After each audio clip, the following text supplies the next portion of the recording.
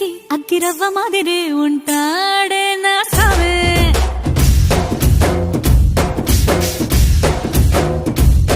మెత్తాని పత్తి పువ్వుల మరి సంటోడే